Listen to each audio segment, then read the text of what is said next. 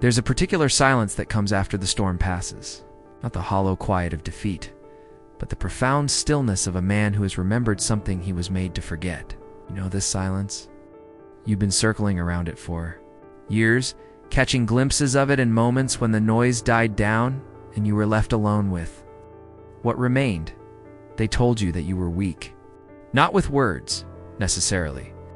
Sometimes it was subtler than that. A look that lingered too long on your uncertainties. A laugh that cut through your confidence like winter wind through bare branches.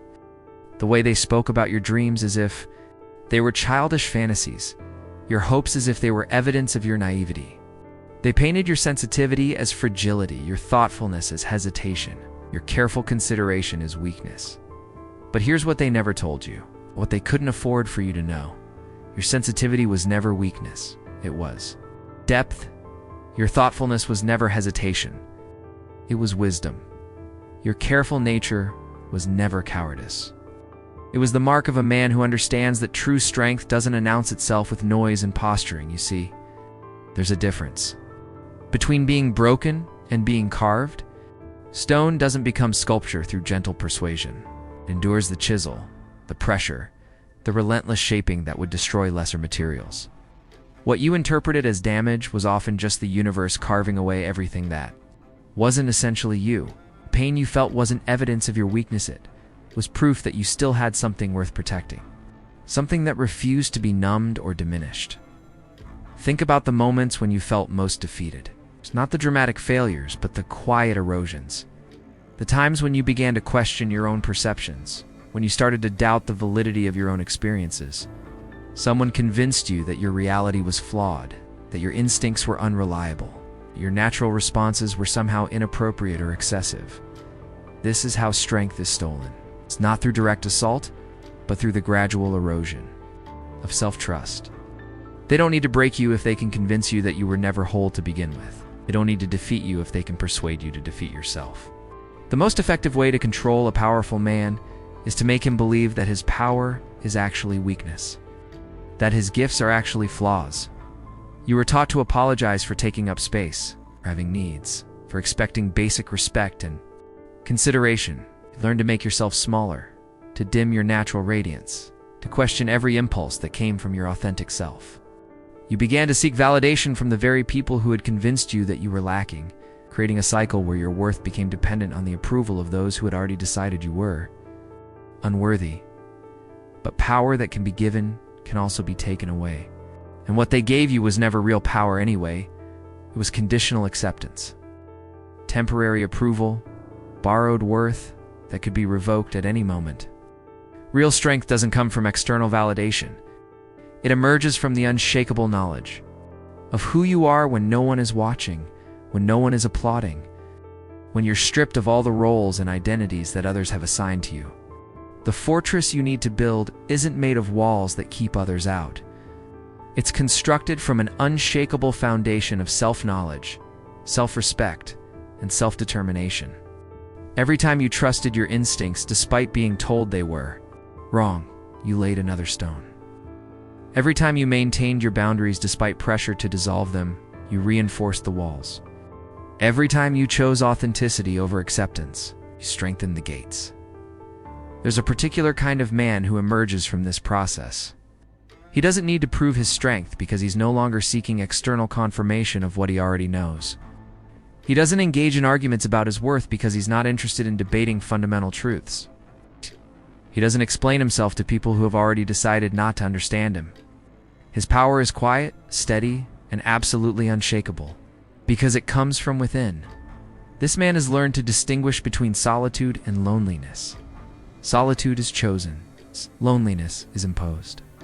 When you're comfortable with your own company, you've made peace with your own thoughts, when you've learned to trust your own judgment, then solitude becomes a refuge rather than a punishment. You stop seeking constant connection and start valuing quality over quantity in all your relationships. The people who convinced you that you were weak needed you to believe it, because your strength threatened something in them. Perhaps it illuminated their own insecurities, their own compromises, their own abandoned dreams. Strong men make weak people uncomfortable because they serve as a reminder of what's possible, of what could have been chosen but wasn't. Your natural instinct toward excellence, Affluence.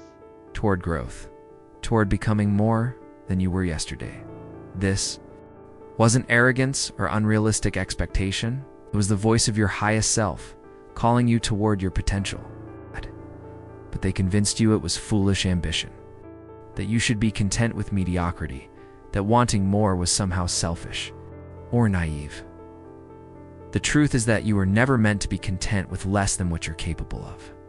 You were never designed to shrink yourself to fit into spaces that were too small for your spirit. You were never intended to dim your light so that others could feel comfortable in their chosen darkness. Your drive toward growth and improvement wasn't a flaw to be corrected. It was a feature to be celebrated and cultivated. But somewhere along the way, you learned to distrust this inner compass. You began to second-guess the very instincts that were trying to guide you toward your authentic path. You started seeking permission for dreams that needed no authorization, asking for approval for choices that were yours alone to make. You handed over your power of self-determination to people who had no business holding it. The journey back to yourself isn't about becoming someone new. It's about remembering who you were before the world told you who you should be. It's about excavating the authentic self that got buried under layers of others' expectations, assumptions, and projections. It's about reconnecting with the man you were in those quiet moments when you were alone with your thoughts and dreams, before you learned to filter them through the lens of others' approval. This process isn't always comfortable, so there's a reason why most people avoid it. It requires you to confront the ways you've been complicit in your own diminishment, to acknowledge the moments when you chose temporary peace over lasting authenticity. It demands that you take responsibility not just for what was done to you, but for what you allowed to continue long after you had the power to stop it. But this confrontation isn't self-punishment, it's self-liberation. Every recognition of past compromise becomes a commitment to future integrity. Every acknowledgement of previous self-betrayal becomes a vow of future self-loyalty. You're not dwelling on past mistakes. You're ensuring they become the foundation for future wisdom. The strongest men are not those who have never been wounded, but those who have transformed their wounds into wisdom, their scars into strength, their pain into power. They understand that adversity isn't the enemy of character, it's the forge in which character is shaped. The fire that seemed designed to destroy you was actually preparing you for battles you didn't even know were coming. You begin to see that every person who underestimated you, who dismissed your dreams, who tried to convince you of your limitations, was actually providing you with valuable information, were showing you who they were, what they valued, and where their loyalties lay. Their inability to see your worth wasn't a reflection of your lacking. It was a revelation of their own blindness, their own limitations, their own fears. This realization brings a profound peace. You stop taking others' opinions of you personally because you recognize that their judgments say more about them than they do about you. You stop trying to convince people of your value because you're no longer seeking their validation. You stop defending yourself against accusations that have no basis in reality, because you're not interested in winning arguments with people who aren't arguing in good faith. The man who emerges from this understanding is dangerous to systems that depend on insecurity, relationships that thrive on imbalance, and people who profit from others' self-doubt. He can't be manipulated because he's no longer desperate for approval. He can't be controlled because he's no longer afraid of rejection. He can't be diminished because he's no longer measuring himself against others' limited expectations. This doesn't make him arrogant or disconnected. If anything, it makes him more compassionate because he understands the suffering that comes from living disconnected from your authentic self. He recognizes the fear that drives people to try to diminish others. He sees the pain behind the masks that others wear. But his compassion doesn't extend to accepting mistreatment or tolerating disrespect. He can be understanding without being accommodating, kind without being weak, loving without being doormat. The boundaries he sets aren't walls built from anger or resentment. They're natural consequences of self-respect, inevitable results of valuing himself appropriately. He doesn't need to explain these boundaries or justify them, because they flow naturally from his understanding of his own worth. People either respect them or find themselves naturally excluded from his inner circle. There's no drama, no arguments, no negotiations, simply clarity. This clarity extends to every area of his life. He stops pursuing opportunities that require him to compromise his integrity. He stops maintaining relationships that drain his energy without adding value to his life. He stops engaging in activities that don't align with his authentic self. Not because he's become rigid or inflexible, but because he's become selective and intentional. The energy that was once scattered across a dozen different attempts to please everyone becomes focused on what truly matters to him. The time that was once wasted trying to convince others of his worth becomes invested in actually developing that worth. The emotional resources that were once depleted by toxic relationships become available for connections that nourish and inspire him. He discovers that he has far more power than he ever realized, but it was hidden beneath layers of self-doubt and external validation seeking. This power isn't the aggressive, dominating kind that weak people mistake for strength. It's the quiet confidence that comes from knowing who you are and being comfortable with that knowledge. It's the calm assurance that comes from being aligned with your authentic self rather than constantly playing roles that others have written for you. The opinions that once devastated him now barely register. The rejections that once sent him spiraling now feel like natural selection, filtering out people who weren't meant to be part of his journey. The setbacks that once felt like evidence of his inadequacy now feel like course corrections, redirecting him toward paths that are more aligned with his true purpose.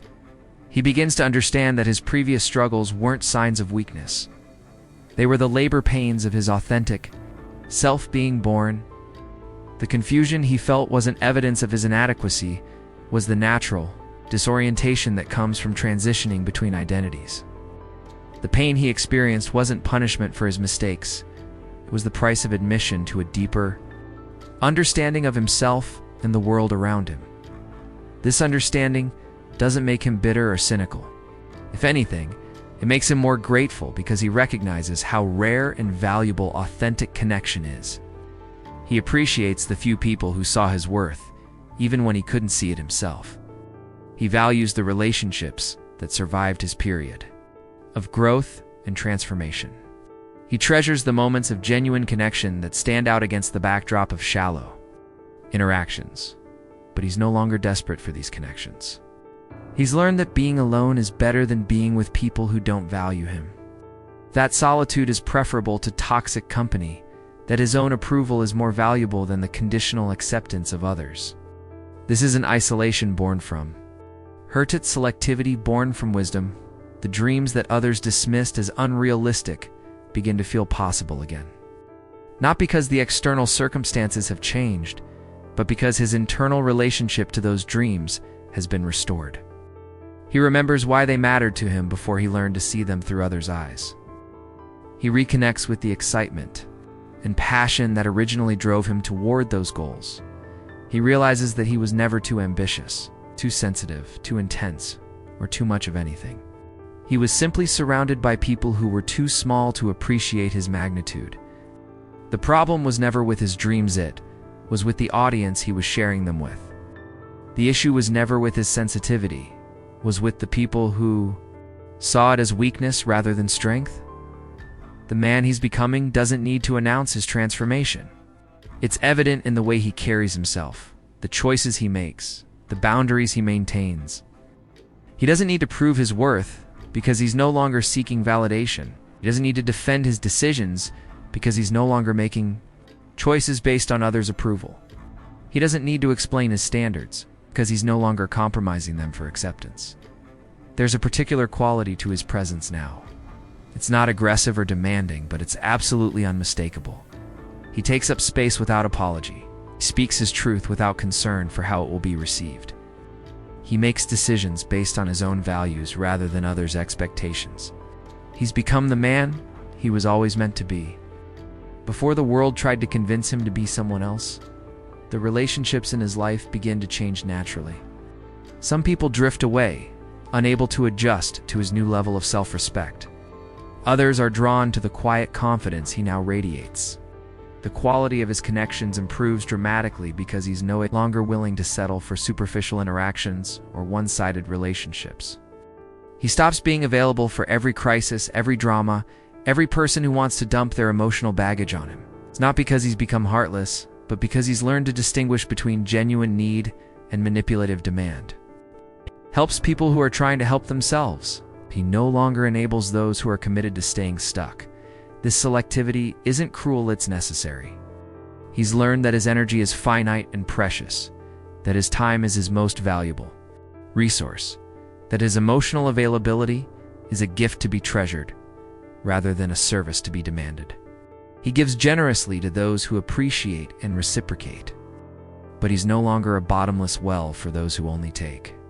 The peace that comes from this alignment is profound. He's no longer at war with himself, no longer torn between what he wants to do and what he thinks he should do. His actions flow naturally from his values. His decisions are consistent with his authentic self. His life becomes an expression of his truth rather than a performance for others' approval. He discovers strengths he never knew he had because he was too busy focusing on the weaknesses others had convinced him were his defining characteristics. He develops skills that were dormant because he was investing all his energy in trying to fix the things that weren't actually broken. He explores interests that had been buried beneath others' expectations of who he should be and what he should want. The goals that once seemed impossible begin to feel achievable because he's no longer sabotaging himself with self-doubt. The dreams that once felt selfish begin to feel purposeful because he understands that pursuing his authentic path serves not just him, but everyone whose life he touches. The standards that once felt too high begin to feel appropriate because he's no longer measuring himself against others' limitations. He becomes selective about everything, the information he consumes, the conversations he engages in, the environments he exposes himself to. He recognizes that everything he allows into his consciousness shapes who he becomes. So he curates his inputs with the same care that a master chef selects his ingredients. The news that once made him anxious now feels irrelevant to his daily life. The social media that once made him feel inadequate now seems like a waste of time. The gossip that once entertained him now feels like poison. He becomes very particular about what he feeds his mind because he understands the connection between input and output, between what he consumes and who he becomes. This isn't isolation, it's curation. He's not cutting himself off from the world. He's being more intentional about how he engages with it, participates in conversations that elevate him, pursues activities that develop him, maintains relationships that inspire him. Everything else becomes optional, and he opts out without guilt or explanation. The man he's becoming doesn't need external validation because he's developed an internal compass that's more reliable than others' opinions. He doesn't need constant encouragement because he's learned to motivate himself. He doesn't need permission to pursue his dreams because he's given himself the authority to create the life he wants. This internal authority is perhaps the most significant shift of all. He stopped looking outside himself for answers that can only come from within. He stopped seeking permission for choices that are his to make. He stopped asking others to validate decisions that only he has to live with. He's become his own authority, his own counsel, his own source of strength. The external world hasn't necessarily changed, but his relationship to it has been completely transformed. The same people who once had the power to devastate him with a word now have no access to his emotional state. The same situations that once threw him into chaos now roll off him like water off stone. The same criticisms that once sent him spiraling now feel like opinions from people whose judgment he doesn't value. He's not defensive because he's not being attacked, he's being tested. And he's learned the difference. When someone tries to diminish him, he recognizes it as information about them rather than instruction for him. When someone questions his choices, he sees it as their confusion rather than his mistake. When someone tries to make him small, he understands it as their need rather than his obligation. The quiet strength he now possesses isn't something he wears like armor, it's something he is at his core. It doesn't need to be displayed or announced because it's evident in everything he does. It's in the way he speaks, the choices he makes, the standards he maintains, the boundaries he enforces. It's become as natural as breathing, as automatic. As his heartbeat, people sense this strength even when they can't name it. They notice something different about him, something that commands respect without demanding it. They find themselves treating him differently, speaking to him differently, relating to him differently. Not because he's changed his behavior toward them, but because he's changed his relationship with himself. The transformation is complete, not when others finally see his worth, but when their recognition becomes irrelevant to his sense of self. He's grateful when people appreciate him, but he's no longer dependent on their appreciation. He enjoys positive feedback, but he no longer needs it to function. He values respect, but he no longer craves it desperately. This is the mark of true strength, needing nothing from others while being able to give generously when it's appropriate. Being independent without being isolated. Being strong without being hard.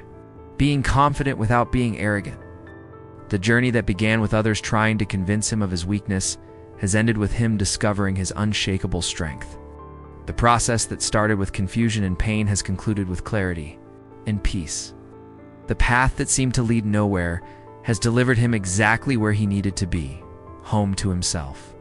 And now, as he moves through the world with this quiet certainty, he becomes an inspiration to other men who are still trapped in the same confusion he once experienced.